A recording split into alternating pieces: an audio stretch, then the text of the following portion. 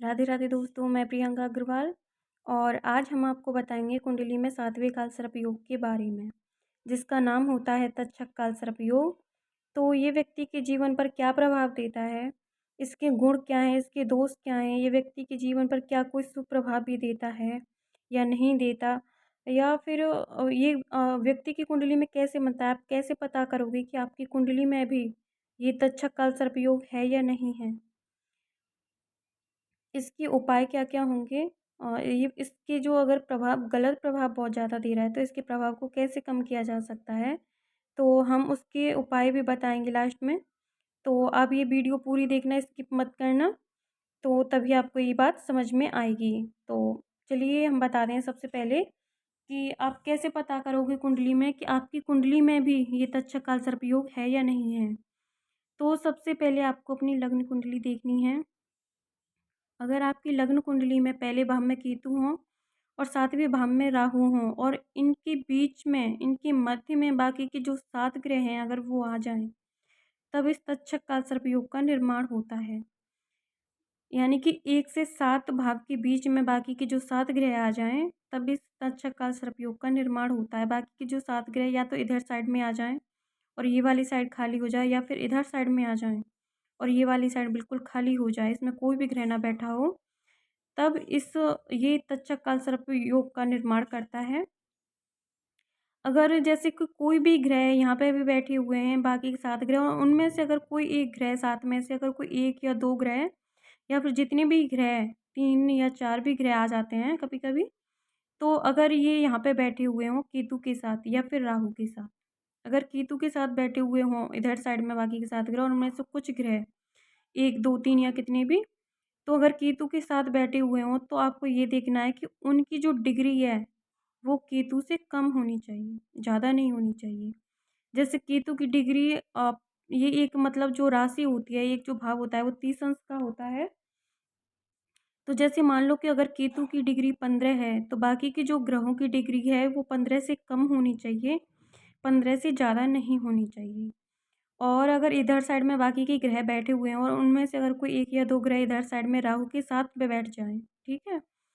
तो आपको देखना है कि उनकी जो डिग्री है, वो राहु से ज़्यादा होनी चाहिए, राहु से कम नहीं होनी चाहिए।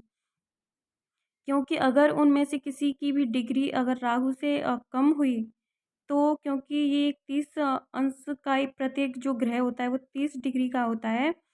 तो जैसे राहु 15 डिग्री में बैठे हुए हैं यहाँ पे, तो अगर उसकी डिग्री किसी भी ग्रह की अगर 15 से कम यानी कि 14 डिग्री हुई, तो क्योंकि 9 के बाद 10वीं राशि आती है और ये 16 यानी कि इस भाव से इस जो भाव में, इस वाले जो हाउस में ये 16 डिग्री 15 डिग्री चल चुके हैं, और अगर वो दूसरा वाला जो ग्रह अगर वो 14 डिग्री में ही हो, तो यानी कि वो इनसे राहु से एक जो अंश है वो पीछे होगा, ठीक है?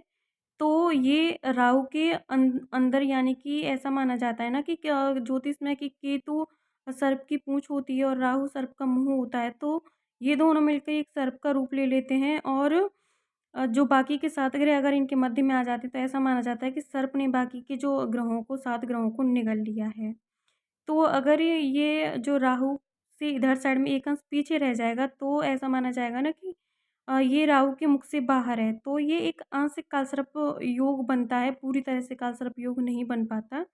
तो इसके लिए आपको देखना है कि इधर साइड में अगर ग्रह बैठे हुए हैं, तो और ये जो राहु से उसकी डिग्री ज़्यादा होनी चाहिए, यानी कि वो जो ग्रह है वो राहु के अंदर आना चाहिए, राहु के जो मुख से बाहर नहीं जाना चाहिए, ठीक है? तब इस कालसर्प योग का निर्माण होगा। और यहाँ केतु के साथ है तो उसकी डिग्री कम होगी तभी वो इसके अंदर आएगा, अगर डिग्री ज़्यादा होगी तो वो इधर साइड में, यानी कि 3 अंक है और ये 4 अंक है, तो वो इधर साइड में जाएगा, ठीक है? तो ऐसे ही अगर बाकी के जो 7 ग्रह इधर साइड में बैठे हुए हैं और ये वाली साइड खाली है, और उनमें से अगर कोई भी एक जो ग्रह है वो केतु के साथ आके बैठ जाए, तो आपको देखना है कि उसकी डिग्री जो है वो केतु से ज़्यादा होनी चाहिए, तभी तो वो इधर साइड में आएगा। अगर उसकी डिग्री केतु से कम हुई तो वो इधर साइड में चला जाएगा, क्योंकि 2 है इधर साइड में। उसकी डिग्री अगर इसमें अगर केतु से कम हुई तो वो इधर साइड में उसका यानी कि केतु के क्षेत्र से बाहर हो जाएगा।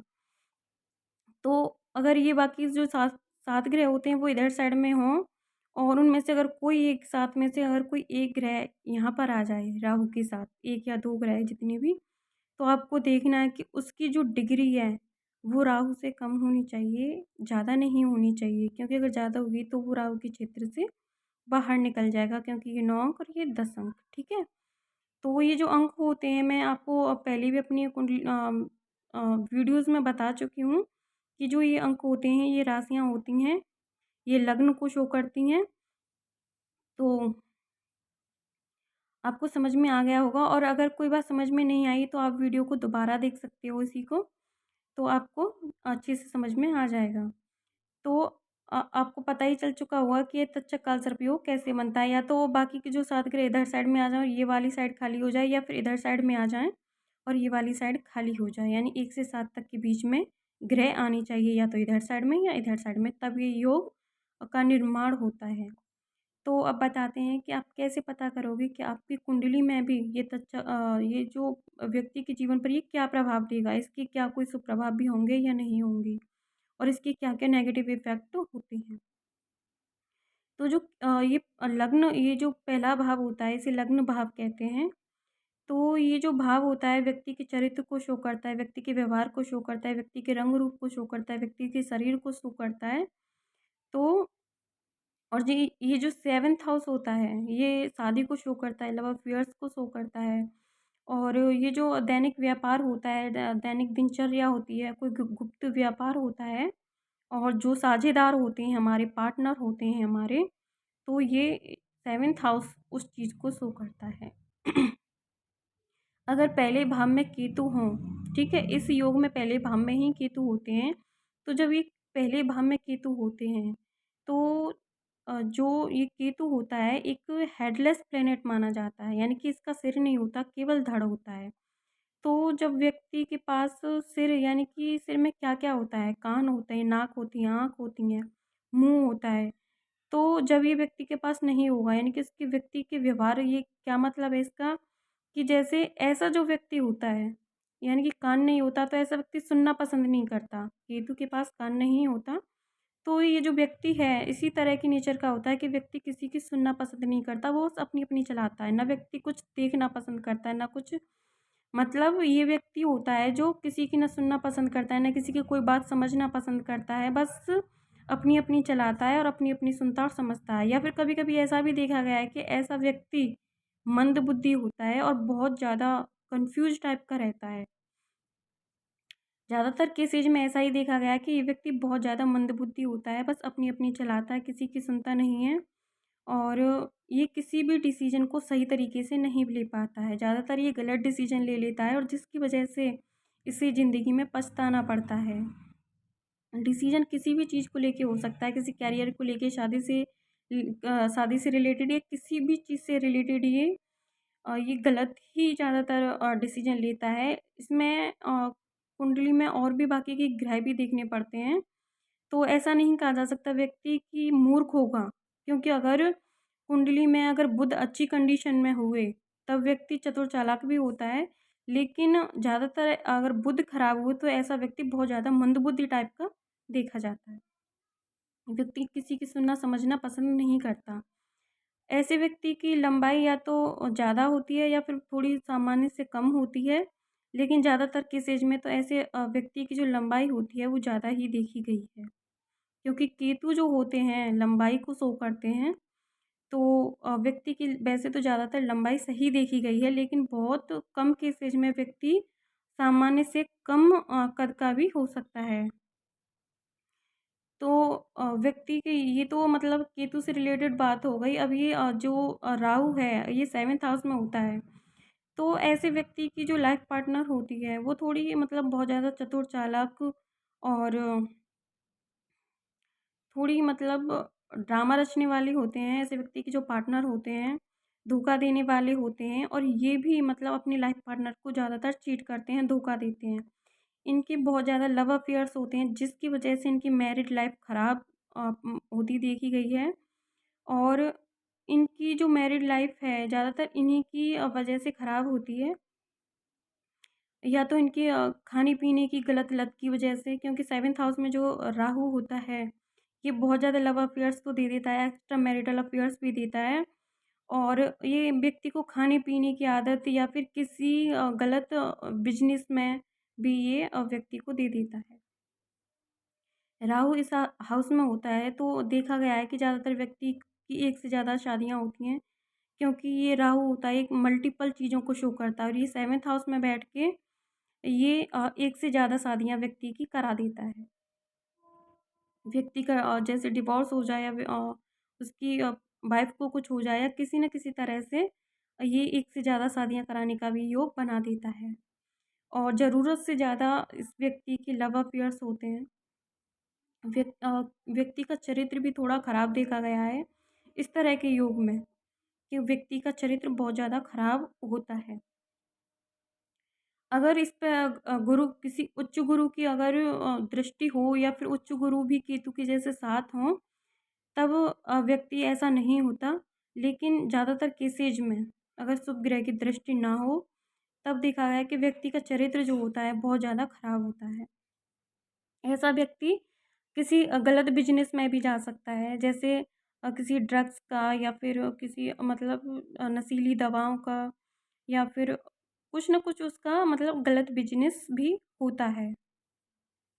किसी जुए में, सट्टे में, लॉटरी में, शेयर मार्केट में, नशीली दवाओं में, ड्रग, अफ़ीम, गांजा वगैरह या फिर कुछ इस तरह की गलत उसके व्यापार होते हैं, गलत काम वो करता है। खाने-पीने की भी लत हो सकती है। व्यक्ति अगर ये अच्छी कंडीशन में हो राहु, तो व्यक्ति राजनीति में भी चला जाता है। ये कुछ इसके सुप्रभाव होते हैं कि अगर ये अच्छी कंडीशन में हो तो व्यक्ति राजनीति में चला जाता है। व्यक्ति एक अच्छा चिकित्सक बन सकता है, वैद्य बन सकता है, पैथोलॉजी में या फिर कोई डॉक्टर बन सकता है। ये इसकी पॉजिटिव पॉइंट होते हैं। और इस व्यक्ति को चाहिए कि ये किसी भी गलत आदत में ना पड़े और दूसरों की एडवाइस ज़रूर ले, ठीक है? ऐसे व्यक्ति की जो इनकम होती है, ऐसी अपनी इनकम में भी बहुत ज़्यादा दिक्कत होती है क्योंकि ये राहु ये 5वीं दृष्टि इनकम वाले हाउस में देते हैं।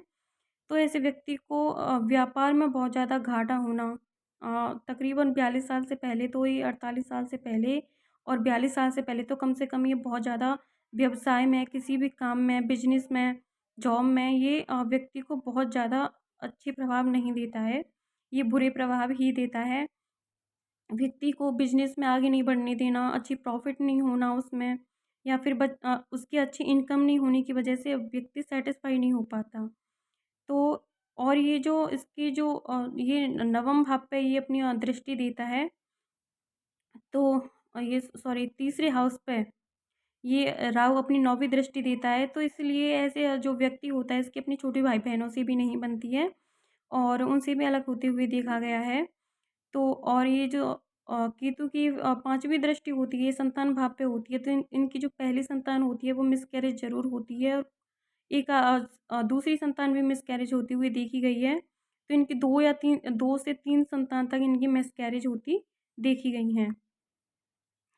तो और संतान पैदा होने में बहुत ज़्यादा विलम्ब या देरी या परेशानी होती है। इस व्यक्ति की जो शादी होती है क्योंकि 7th हाउस में राहु होने से इन व्यक्तियों की जो शादी होती है, कम से कम 30 वर्ष से पहले तो कोई योग बनता नहीं है इनका और जो उसके बाद भी बनता है तब भी शादी में बहुत ज़्यादा मुश्किलें आती हैं। कई-कई बार इनकी एंगेजमेंट होके भी टूट जाती है, रिश्ते आते हैं लेकिन हो नहीं पाता रिश्ता और इस तरह के बहुत ज़्यादा रिश्ते होने में, शादी होने में बहुत ज़्यादा प्रॉब्लम्स क्रिएट होती हैं और बहुत इन लोगों की जो शादी है बहुत ज़्यादा लेट देखी गई है। कम से कम 32, 35 या 40 की उम्र में या इससे भी ज़्यादा की उम्र में इन लोगों की अगर बहुत ज़्यादा ख़राब कंडीशन में हो तो 40 या फिर 35 की उम्र की अ, उ उम्र से भी ज़्यादा की उम्र में इनकी शादी होती हुई देखी गई है। तो और 30 वर्ष से पहले तो किसी भी मतलब 30 वर्ष से पहले तो कोई भी शादी का योग इनका बनता ही नहीं है। तो इस तरह की भी इनके प्रभाव देखे गए हैं। और ये जो केतु है ये नवम भाव पर अपनी दृष्टि देता है 9वीं। तो इन लोगों का ऐसा होता है कि इनको मतलब ऐसा फ़ील होता है अपने अंदर से कि इन्हें अपने भाग्य का साथ बिल्कुल भी मिल ही नहीं रहा है। ये इतनी ज़्यादा मतलब कन्फ्यूज़ रहते हैं, इतने ज़्यादा परेशान रहते हैं बहुत ज़्यादा मेंटली डिस्टर्ब इन्हें होता है और कभी-कभी डिप्रेशन तक में चले जाते हैं। ये लोग एक पागलपन की सी स्थिति इनकी बन जाती है। इनको ऐसा लगता है कि जैसे इनका भाग्य इनका साथ दे ही नहीं रहा हो, ये बहुत ज़्यादा परेशान और डिस्टर्ब रहने लगते हैं। कभी-कभी ये मतलब आत्महत्या जैसी भी कोशिश करने की कोशिश करते हैं। आत्महत्या यानी कि कभी कुछ भी गलत करने की ये कोशिश करते हैं, तो इन लोगों को ऐसा नहीं करना चाहिए। और ये अगर बहुत ज़्यादा अशुभ प्रभाव दे रहा हो, तो इन लोगों को त्र्यंबकेश्वर मंदिर में जाकर, नासिक के पास जो होता है त्र्यंबकेश्वर शहर में त्र्यंबकेश्वर मंदिर, तो उसमें जाके इसकी विधि-विधान से शांति पाठ कराएँ, तो ये प्रभाव बहुत कम अशुभ प्रभाव देता है। इसके अशुभ प्रभाव बहुत हद तक कम हो जाते हैं। तो इन लोगों को ये पूजा पाठ ज़रूर करानी चाहिए। अगर ये थोड़ी बहुत ही अगर प्रभाव दे रहा हो, तो इसके कुछ छोटे-मोटे उपाय हैं, वो कर लेनी चाहिए। लेकिन इन व्यक्तियों को जो ख़ास बात है, उस पे बहुत ज़्यादा ध्यान देना चाहिए कि इनको कभी, जैसे इनकी अगर कभी शादी हो, तो इन्हें कभी अपने ससुराल से कभी कोई भी इलेक्ट्रॉनिक सामान दहेज में नहीं लेना चाहिए। किसी भी तरह का कोई भी इलेक्ट्रॉनिक सामान, कोई महँगा या सस्ता नहीं लेना चाहिए। और ना ही कभी किसी से कोई पुराना सामान लेकर, कोई पुराने कपड़ा हुआ, घड़ी हुई, या फिर कोई भी किसी भी तरह का कोई भी पुराना सामान किसी का यूज़ नहीं करना चाहिए।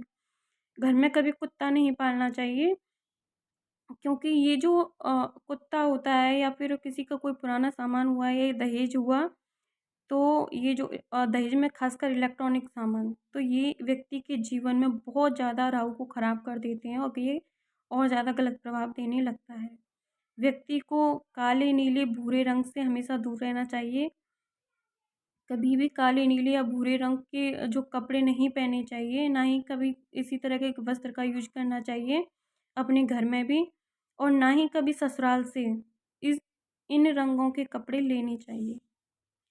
और मैरिड लाइफ़ को ये बर्बाद ना हो, उसके लिए इनको चाहिए कि ये एक्स्ट्रा मैरिटल अफ़ेयर में ना पड़ें, वरना शादी स्पॉइल होने के 100% योग बनते हैं। खाने-पीने से भी गलत आदतों से दूर रहें, तब इसके प्रभाव थोड़े कम हो सकते हैं। तो इसके लिए आप छोटे-मोटे उपाय भी कर सकते हैं। सबसे पहले तो पर डे आपको 1 माला रुद्राक्ष की माला से और महामृत्युंजय मंत्र का जाप करना है। तो इससे भी आपके ये जो अशुभ प्रभाव होते हैं तक्षक काल सर्प योग के, बहुत हद तक कम किए जा सकते हैं। और जो 11 नारियल होते हैं, वो शुक्रवार के दिन, जो पानी वाले जो नारियल होते हैं, वो शुक्रवार के दिन 11 नारियल और जल में प्रवाहित करें। 5.25 रत्ती का एक त्रिकोण मूँगा, 5.25 रत्ती का एक त्रिकोण मूँगा व्यक्ति अपने दाहिने हाथ की, यानी कि जिस सीधा हाथ बोलते हैं इसे, राइट हैंड बोलते हैं, तो उसमें मध्यमा उँगली में धारण करें। जो हाथ की सबसे लंबी वाली उँगली होती है, उसमें पहनें, तो इसके प्रभाव को कम किया जा सकता है। और विशेषकर शिव जी की पूजा पर विशेष ध्यान दें। और शुक्ल पक्ष से मंगलवार के दिन, शुक्ल पक्ष का जो मंगलवार होता है, उससे हनुमान जी का व्रत, मंगलवार का व्रत रखना स्टार्ट करें और हर मंगलवार को रहें। और 11 या 21 मंगलवार, अगर अगर आपसे हो सके तो लाइफ टाइम रह सकते हैं आप, अगर नहीं तो 11-21 मंगल भी आप रह सकते हैं। उसके बाद इसका उद्यापन कर दें। और घर में जो पूजा घर होता है, उसमें मोर पंख ज़रूर रखें। और एक हो सके तो जो कृष्ण भगवान की जो मूर्ति होती है मोर पंख वाली, वो ज़रूर रखें। और हमेशा कृष्ण भगवान भगवान को मोर पंखों से सजा कर रखें। जो मनसा देवी होती हैं, इन्हें नागों की देवी माना जाता है, तो आप इनकी भी पूजा कर सकते हैं। इससे भी व्यक्ति की जो लाइफ पे बहुत अच्छा असर पड़ता है। और जो तक्षक का सर्प योग जो होता है, इसका प्रभाव कम होता है। और एक चांदी की नाक की अंगूठी वो अपने दाहिने हाथ की मध्यमा उंगली में पहन सकते हैं, तो इससे भी इसके गलत प्रभाव बहुत कम देखने के लिए मिलते हैं।